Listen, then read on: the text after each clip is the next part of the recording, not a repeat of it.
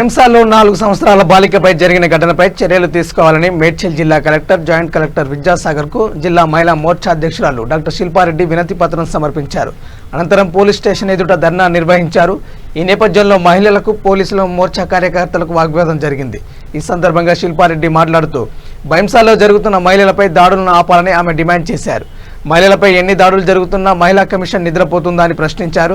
హింసాలో ఒక వర్గంపై మాత్రమే తప్పుడు కేసులు బనాయిస్తూ హిందువుల మనోభావాలను దెబ్బతీసే విధంగా పోలీసులు వివరిస్తున్నారని ఆమె మండిపడ్డారు.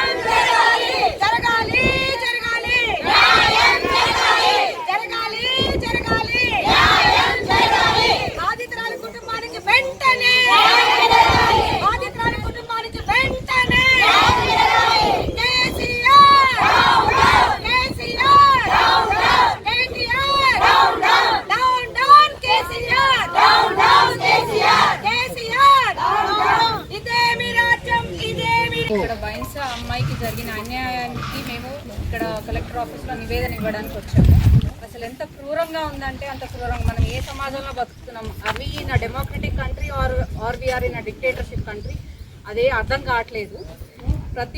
ఇక మీద కూడా ఇట్లాంటివి జరగకుండా మేము ఇలాగే అన్ని నినాదాలు చేస్తూనే ఉంటాము. కానీ అసలు ఇక్కడ ఒక లేడీ సత్యవతి రాథోడ్ గారు ఎక్కడికి వెళ్ళారో తెలియదు. బీయింగ్ లేడీ ఆవిడ అసలు స్పందించకపోవడం శోచనీయం కదా.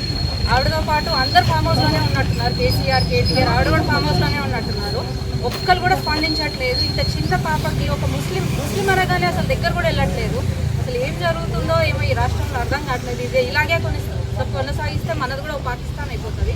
సో నేను అందరికీ విజ్ఞప్తి చేస్తున్నాను, మనం అలాగే అందరం ఇలా కలిసి పోరాడాలి. మనం ఖచ్చితంగా మేము ఈ బాయిన్స్ అమ్మాయికి మేము న్యాయం చేస్తామని మేము తెలియజేస్తాం.